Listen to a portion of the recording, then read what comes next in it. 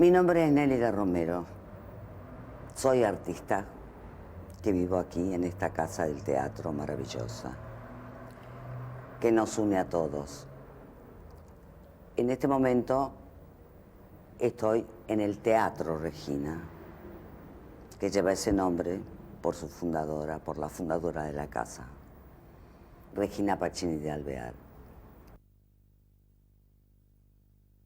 Estando en París, una noche fueron a la ópera. A la salida, en los escalones había alguien pidiendo limosna. Regina se acercó a darle una limosna y reconoció en el pordiosero a un ex maestro de música de ella. De ahí nació esa idea de levantar un hogar para la gente del quehacer artístico que, llegada a una determinada edad, no tuviera medios para subsistir. Esta casa está llena de amor, de comprensión, de solidaridad, de ayuda mutua. Todo el mundo está pendiente de que al otro no le pase nada. Tenemos toda la libertad del mundo.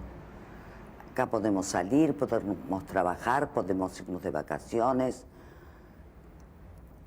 y cuidarnos, nos cuidan. Las condiciones para entrar a la casa siempre fueron las mismas. Tener un mínimo de 65 años, 10 años de trabajo continuo, 15 discontinuo, no tener medios y no tener familiares. Cosa que ahora, con el paso del tiempo y los problemas económicos, hemos variado la última. Ahora sí, tienen familiares, pero a veces los hijos o los familiares no los pueden mantener y entonces ingresan acá.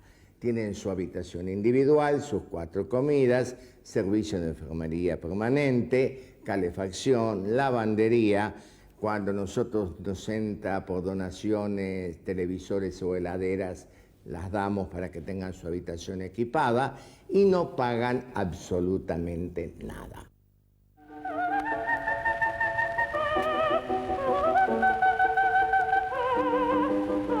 Regina Pacini nació en Lisboa la noche de Reyes de 1871. Su padre, Pietro Giorgio Pacini, y su madre, Felicia Quinteros, llegaron a Lisboa cuando a Pietro lo nombraron director escénico del Teatro Real de San Carlos.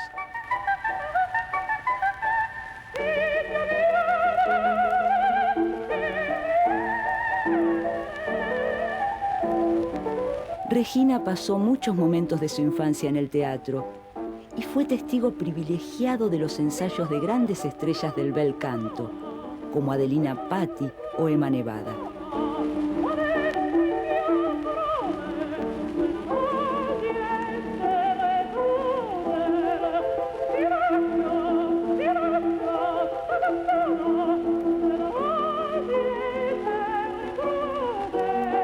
Si bien los Pacini formaban parte de la burguesía de Lisboa, la muerte de Pietro en 1883 los dejó en una precaria situación económica. Regina tenía 12 años y mucho ayudó el apoyo de su madre para llevar adelante su decisión de cantar.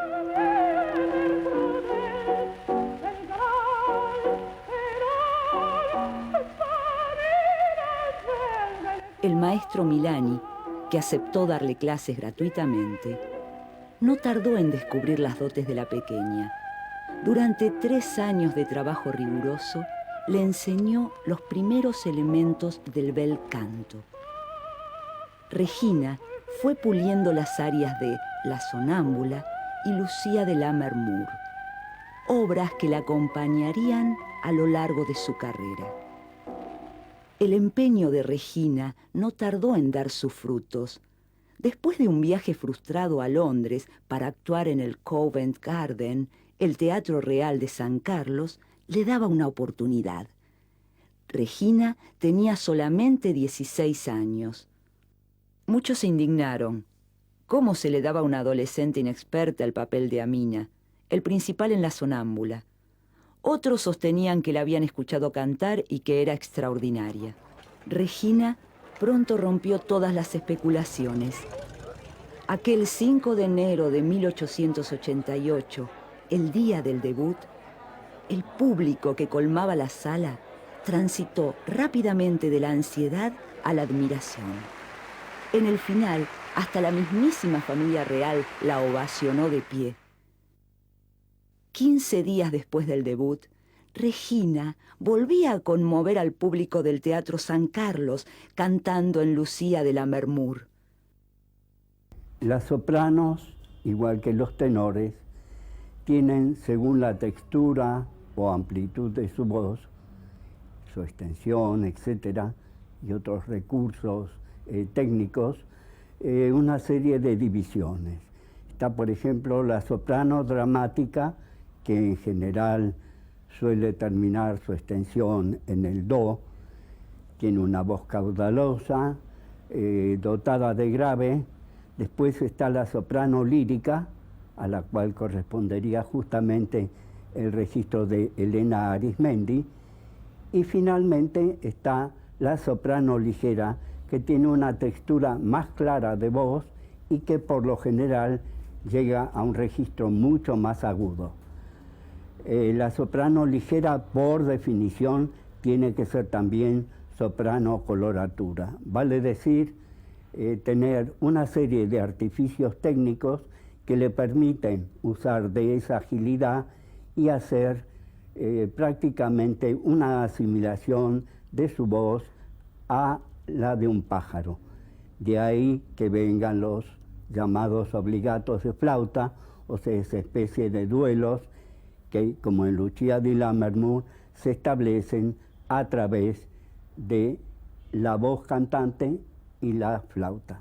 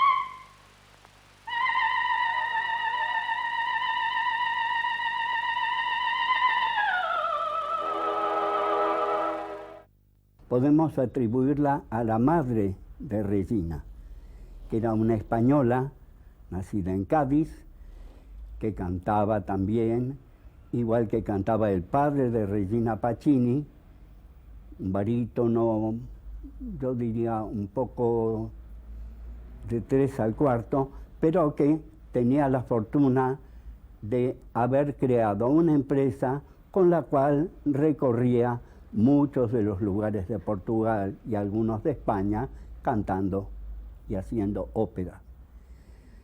Regina tenía un gran aprecio por su madre y dice: los gorjeos me vienen de mi madre, que como buena gaditana y andaluza gustaba del canto.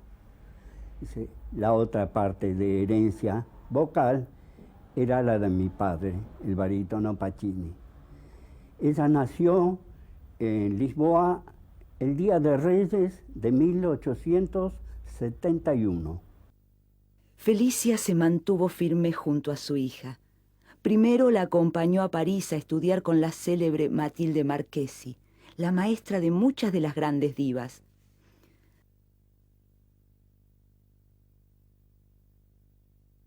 Después, cuando llegaron los contratos y las giras por los mejores teatros europeos, se convirtió en la administradora de una carrera brillante.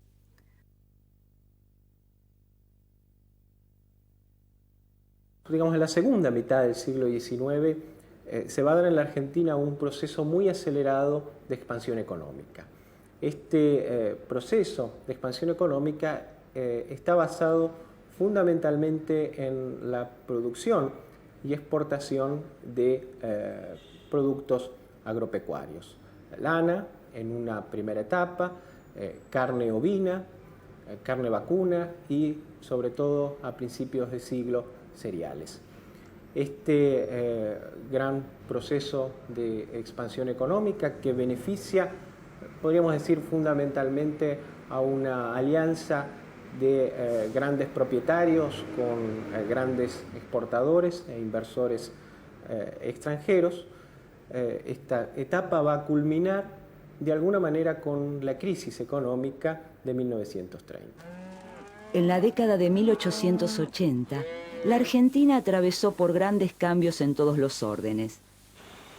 En principio se afirmó una clase, la oligarquía terrateniente y liberal, que gobernó con 3 principios: progreso, civilización europea y economía nacional. Miraban Europa y ubicaron a la Argentina en un orden mundial. Esta élite, o al menos sectores relevantes de ella, monopolizan el ejercicio de la actividad política, pero por otro lado también monopolizan el ejercicio de la magistratura, ocupan los principales cargos en el Poder Judicial, por supuesto en el Parlamento, y también de alguna forma monopolizan la vida cultural y la vida intelectual de la Argentina de fines del siglo XIX y principios del siglo XX. Torcuato de Alvear, el primer intendente de Buenos Aires, arremetió también con la arquitectura de la ciudad y la planificación urbana. Ni los pleitos con otros miembros de su clase, como los Anchorena o los Lezama, fueron obstáculo para sus planes. La vieja Recoba fue demolida para dar paso a la actual Plaza de Mayo, y varias casas de la mejor sociedad fueron tiradas abajo junto a 2 salas del Cabildo para trazar la Avenida de Mayo. Miguel Canelo instaba desde Europa: Buenos Aires es una ciudad que ahoga. La salud de la población necesita de grandes espacios verdes. Y don Torcuato actuaba. La inmigración europea era parte del proyecto de la generación del 80. Poblar el campo, crear colonias agrarias, cambiar poco a poco la sangre del país. La miseria que reinaba en Europa en el último tercio del siglo pasado alentó a muchos a dejar su país para emigrar a Argentina. Pero la estructura ocupacional no fue capaz de absorber tal alud y miles de inmigrantes se apiñaron en la ciudad.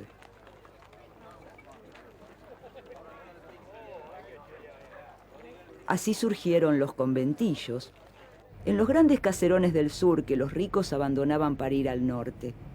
Las orillas y los orilleros, el cólera, la tuberculosis y la fiebre amarilla, por culpa del hacinamiento. También los movimientos obreros y los reclamos sociales. Hacia 1889 comienza a gestarse en la sociedad argentina, básicamente en la sociedad porteña, un importante movimiento de oposición al gobierno juarista.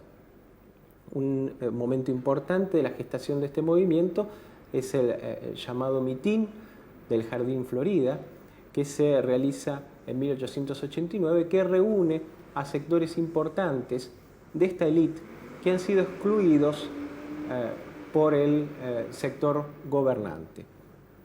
En 1890, en el marco de una crisis económica profunda, se produce una revolución. Esta revolución, si bien es derrotada, va a provocar a la larga la caída del gobierno de Juárez Celman y el ascenso a la presidencia de la Nación de Carlos Pellegrini, su vicepresidente y persona que pertenece al círculo roquista. En 1890, a partir de esta revolución, se va a terminar por consolidar un movimiento político que se conoce con el nombre de la Unión Cívica. Este movimiento político tiene dos grandes líderes, por un lado Bartolomé Mitre, por otro lado Leandro Alem. Es en la actitud que estos dos dirigentes, a partir de la actitud que estos dos dirigentes van a tomar frente al régimen gobernante, es que esta Unión Cívica se va a dividir en dos grandes sectores. Por un lado, la Unión Cívica Nacional, por el otro lado, la Unión Cívica Radical. Marcelo T. de Alvear, que es uno de los protagonistas de esta revolución, participa de este movimiento prácticamente desde sus orígenes, va a acompañar, va a seguir a la tendencia que expresa Leandro N. Alem. Regina, mientras tanto, seguía desarrollando su gran carrera. Ya en 1893 había sido nombrada cantante real de cámara en Lisboa. Había cantado en los teatros líricos más importantes de Europa. Había sido recibida en los palacios reales. El público y los críticos la idolatraban. Había conquistado incluso al difícil público inglés cantando con Caruso en el Covent Garden de Londres. Hacia el fin de siglo, el Río de la Plata se abrió para ella como un nuevo desafío. Primero cautivó a Montevideo, en el Teatro Solís. La reacción del público fue tan contundente como la de los críticos.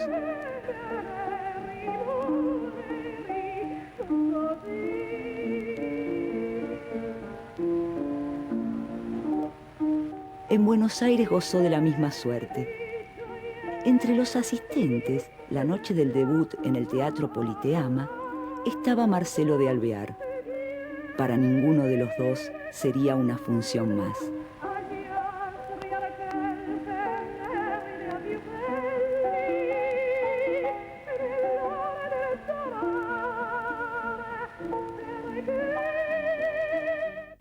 Generalmente, ser cantante, como ser artista de teatro, era casi un tilde de deshonor, de deshonestidad también, si se quiere.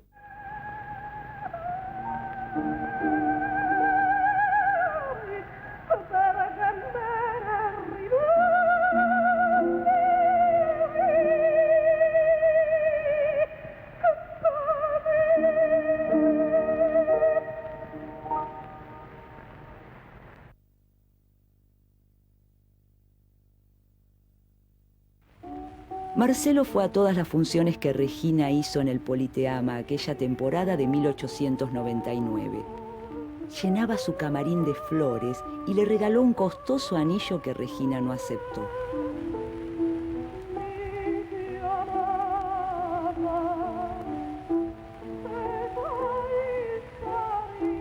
Cuando volvió a Europa, Marcelo fue tras ella.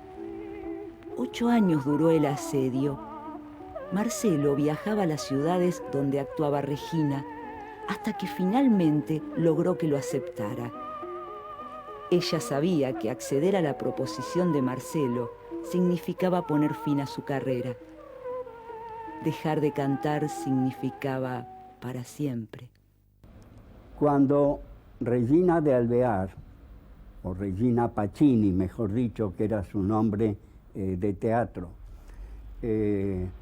vino a Buenos Aires, tuvo una gran boga porque era una cantante realmente de alto mérito, de mucha musicalidad, y cuando finalmente, hacia 1906 o 7, Alvear le propuso definitivamente, al pasar por Lisboa, ella era portuguesa, le propuso verla por última vez y se casaban o no volvía a Lisboa.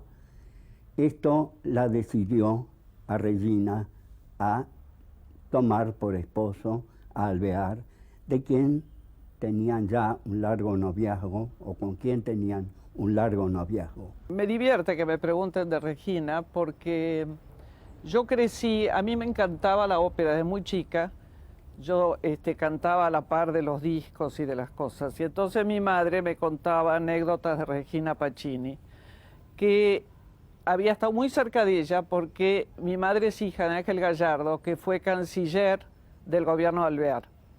Entonces había una amistad ya casi con Alvear y por supuesto con Regina.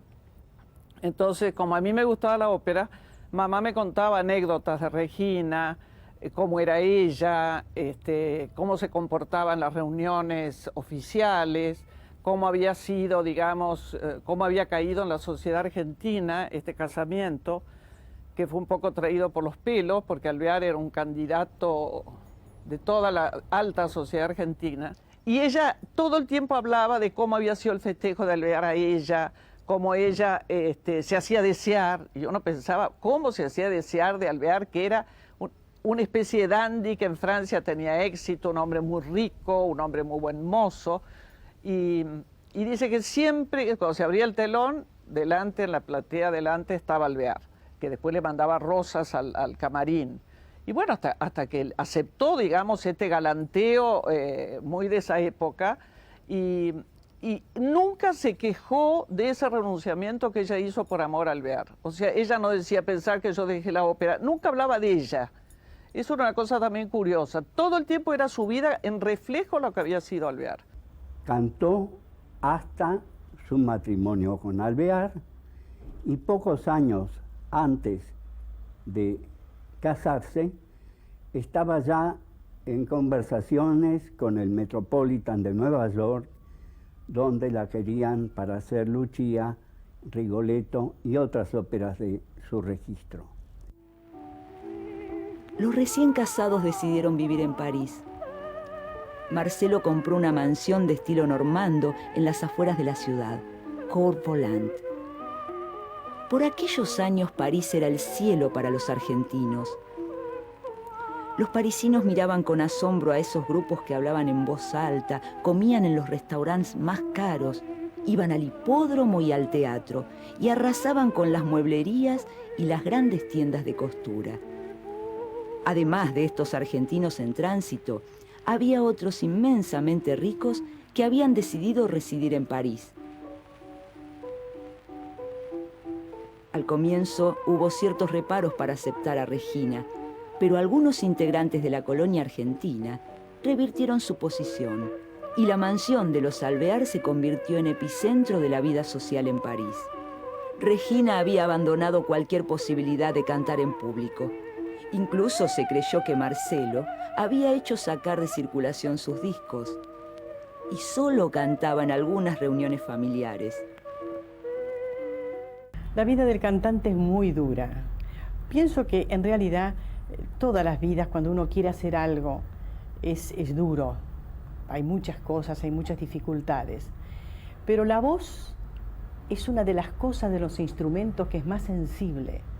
Entonces nos decía que su pánico era el haberse quedado sin voz un día antes de la función y que en el hotel que estuvieran en Moscú, en Buenos Aires o en Roma, se despertaba a las 3, 4 de la mañana y decía, me he quedado sin voz. Entonces inmediatamente empezaba a hacer sus gorjeos y decía, no, la voz está. Era como una especie como de pesadilla que tenía, pero después ella no es que le tuviera miedo al escenario, no tenía track, sino que era una especie como de idea de que lo que le podía pasar era que esa voz desapareciera. En 1911, Alvear volvió a Buenos Aires. Regina, que llegaba por primera vez como la esposa de Marcelo, fue recibida con cortesía y nada más. A Alvear, la ocasión le sirvió para rehacer el contacto con Irigoyen, quien le ofreció formar parte de la lista de diputados en las elecciones de 1912. Estaban de nuevo en París cuando Marcelo se enteró de la noticia. Había sido electo diputado por el radicalismo. Acá tendríamos que tener en cuenta 2 o 3 factores importantes. En primer lugar, por supuesto, la impugnación revolucionaria. El radicalismo organiza una revolución en 1893, organiza otra en 1905, es decir, la impugnación revolucionaria de los radicales al régimen. En segundo lugar, el nacimiento de un movimiento obrero nacimiento y desarrollo de un movimiento obrero que también presiona sobre el régimen político. Y en tercer lugar, y este es un aspecto que es también muy importante, el surgimiento de una corriente reformista dentro de los propios sectores gobernantes. Esta corriente reformista va a impulsar una transformación del sistema político. Esta transformación del sistema político procura incorporar al radicalismo dentro del sistema y esta transformación, insisto, se va a expresar a través de la sanción de la llamada Ley Sespeña, la ley que introduce en la Argentina el sufragio universal, secreto y obligatorio. Ya había concluido la Primera Guerra Mundial cuando la fórmula radical Marcelo de Alvear, Elpidio González, apadrinada por Irigoyen, que terminaba su mandato, se impuso en los comicios realizados el 2 de abril de 1922. Marcelo era presidente de la Argentina y la noticia también la recibió en París. Antes de viajar a Argentina, Marcelo escribió en francés su despedida. Hasta la vista, París. Daré mi corazón y mi cuerpo a la presidencia, solo que no oculto, y muchas veces me sorprenderé contando inconscientemente los días que me separarán de mi regreso.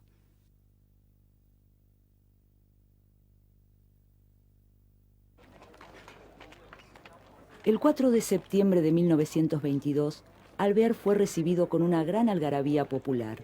El mismo Irigoyen se acercó al puerto para esperarlo. El caudillo radical descontaba que Marcelo profundizaría la tarea que él había iniciado durante su mandato.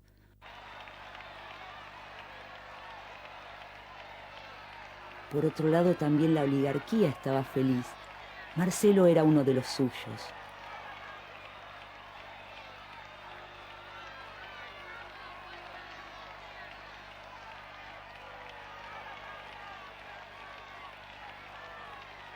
Alvear asume la presidencia de la Nación en 1922 y se retira en 1928.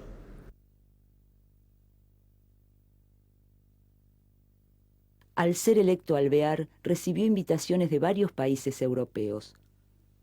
Regina no participó de la gira y viajó a Lisboa para estar unos días con su madre. A pesar de ser primera dama, las cosas no mejoraban demasiado para ella. Muchos seguían haciéndole el vacío. Su origen seguía siendo un problema para la sociedad.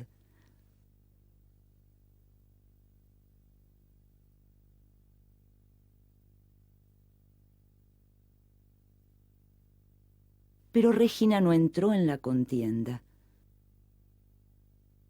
Bueno, y después mamá me contaba que justamente debido a esa musicalidad de Regina, se hacían muchas reuniones con cantantes, cuando Alvear era presidente.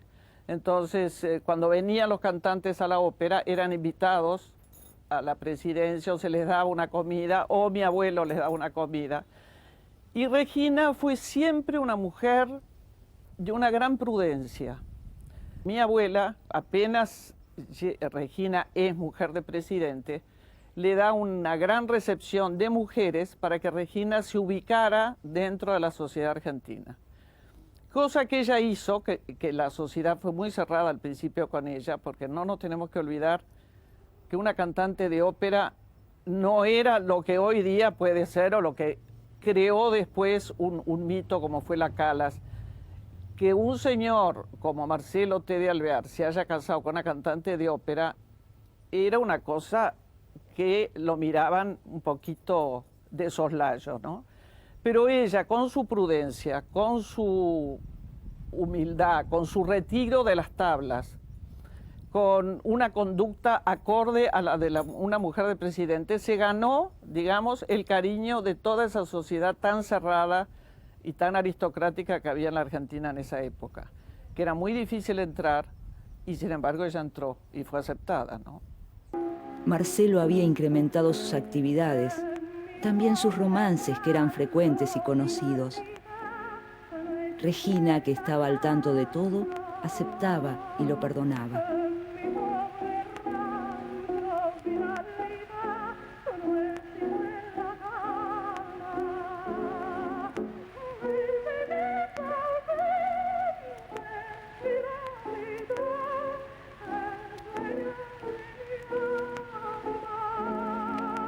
lo admiraba profundamente, le perdonó muchas cosas de su vida privada, fue sumamente generosa con el dinero que heredó, porque no nos olvidemos que hizo la Casa del Teatro, que es una obra que perdura hasta hoy día y que es la solución para muchos.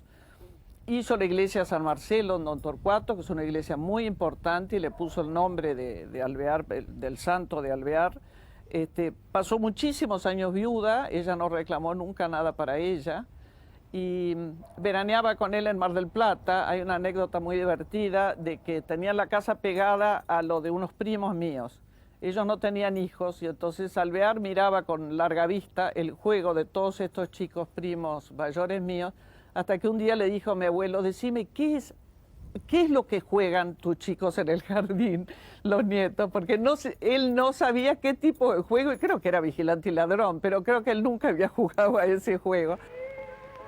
Una idea empezó a cobrar cuerpo en Regina en esos años: la construcción de la casa del artista.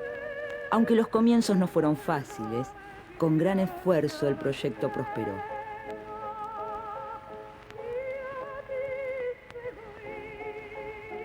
El proyecto tuvo lugar en una sala de la calle Corrientes, creo, en el mes de agosto de 1927. Pero no había ni dinero ni local. Entonces, primero discutieron sobre si convenía hacerlo en el Gran Buenos Aires o en la zona céntrica, dado que la gente de teatro por lo general es nochera. Bueno, después de varias idas y venidas decidieron hacerla muy cerca de donde está ahora el Parque Centenario. Pero Regina, a su vez que había hecho otras conexiones, viene un día con la novedad de que cree que va a conseguir la cesión de un terreno ubicado en Santa Fe, esquina Libertad. Se festeja, aunque no se cree del todo en esa posibilidad, pero Regina lo consigue y la municipalidad le cede este terreno por el término de 50 años.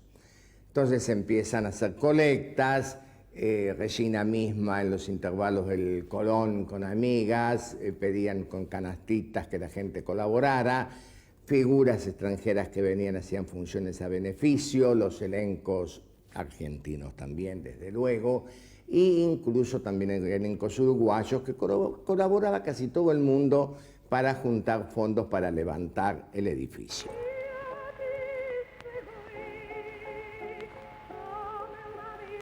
El arquitecto Alejandro Virasoro hizo los planos en forma gratuita y con distintos aportes, oficiales y privados, el edificio empezó a levantarse.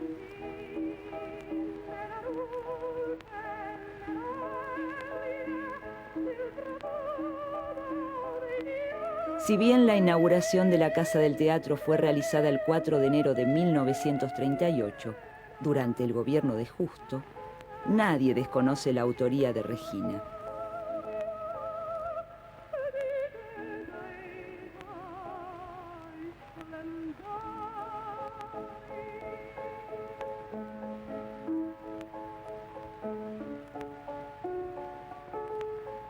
Tenía algo muy particular, y no porque uno se veía, en fin, fascinada porque era Regina Pacini, sino que tenía una dulzura muy grande, los rasgos un poco duros, más bien bajita, delgadita, menuda.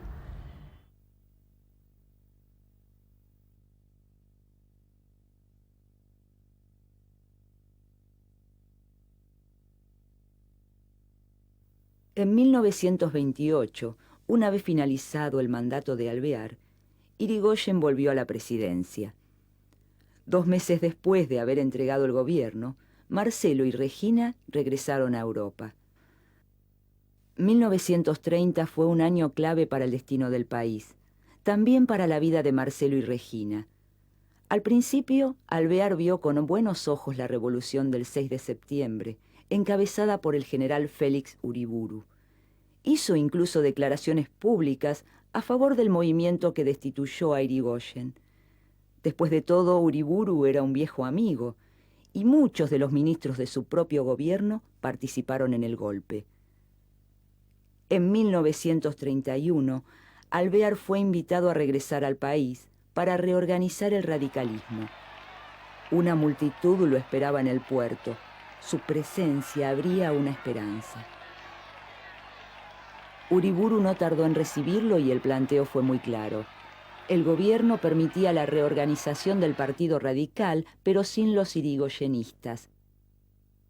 Si así lo hacía, Alvear sería recompensado enseguida con una nueva presidencia.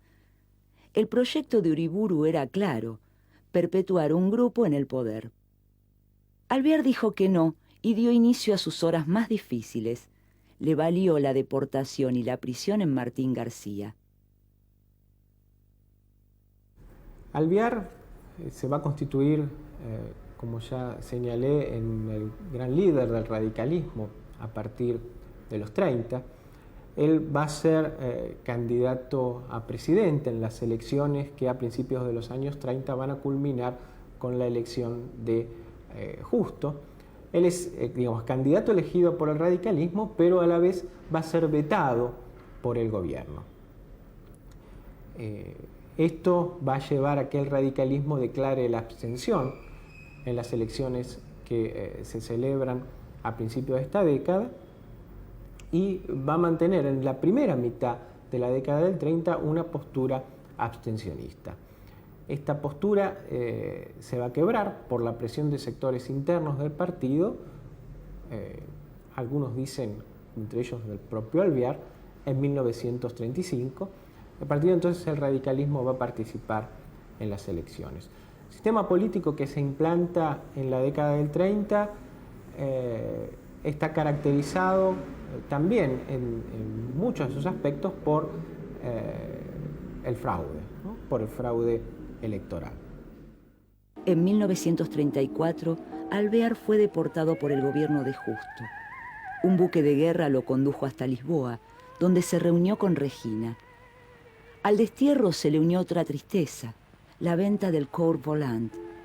La fortuna de Marcelo había disminuido considerablemente y resultaba muy difícil mantener la mansión.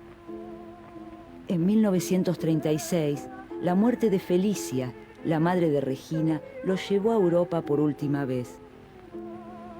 En 1941, Marcelo decidió comenzar a edificar una casa en Don Torcuato, a la que le dieron el nombre de su madre, la Elvira. Para hacerlo tuvieron que hipotecar Villa Regina, la casa que habían construido en Mar del Plata en la década del 20.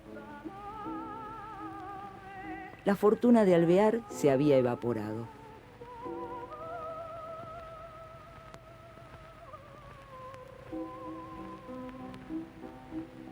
Era una casa encantadora, tenía algo realmente, era como una tacita de oro, lindísima, una casa muy linda.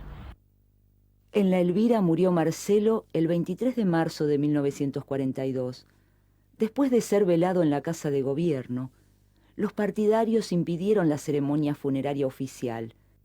Levantaron el ataúd y lo pasearon por Buenos Aires, coreando consignas contra el gobierno fraudulento de Ramón Castillo. En el 47 yo canté con Beniamino Gigli, hizo un concierto para la Casa del Teatro, que ellos eran los fundadores, Regina era la fundadora. Entonces, después de 25 años, ella salió a oír a Gigli. Un día recibo una llamada del secretario de Marcelo T. de Alvear diciendo que Regina estaba ansiosa, ya que no conservaba un solo disco de los 27 o de las 27 caras que había grabado, y como estaba enferma, había tenido una hemiplegia que no la privó de su voz, pero sí del movimiento de su mano derecha, tenía ansias de escuchar sus discos. Yo tenía nada más que uno o dos, pero por mediación de un muy generoso colega que tenía la edición íntegra de esas 27 caras, tuvo la gentileza de facilitarlas para ser trasladadas a su casa en Don Torcuato, y con un equipo portátil pasamos alrededor de 5 o 6 horas conversando de música con ella, escuchando sus grabaciones y escuchando también las críticas que ella misma formulaba a su canto. En una de esas veces que estuvimos, en esos sábados, fuimos a un cuarto que estaba cerca del living. Era un cuarto más bien amplio, angosto pero amplio, y estaba cubierto de fotos de Marcelo y de Regina, todo cubierto como si fuera un empapelado. Me llamó mucho la atención y me llevó mucho tiempo y muchos sábados mirarlos y mirarlos. Ahí ella tenía un lugar de reposo donde naturalmente, según me parece, que evocaría sus recuerdos, porque ella, de 10 o 12 palabras que te decía, 5 eran siempre para el marido.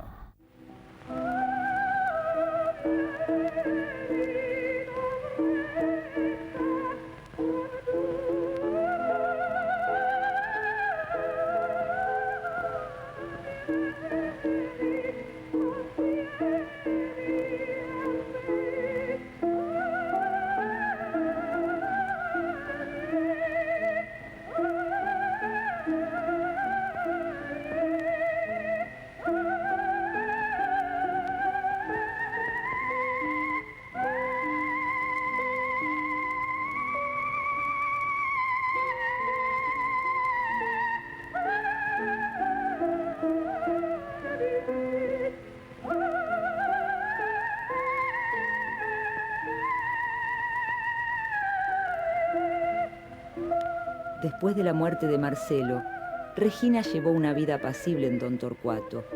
Tejía al crochet, tomaba el té con algunas amigas y se ocupaba de los rosales de flores blancas y rojas, las preferidas de su esposo.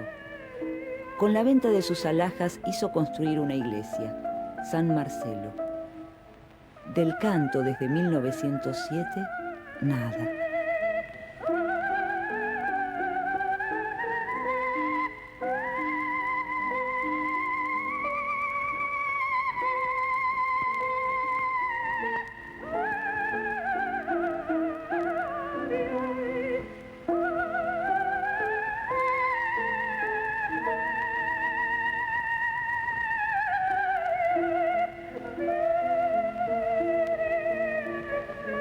Regina muere a los 94 años, el 18 de septiembre de 1965, sin haber tenido hijos. Una pensión que le otorgaron durante el gobierno de Frondizi la ayudaba económicamente. Y en los últimos tiempos, la esclerosis le hacía creer que Marcelo estaba de viaje.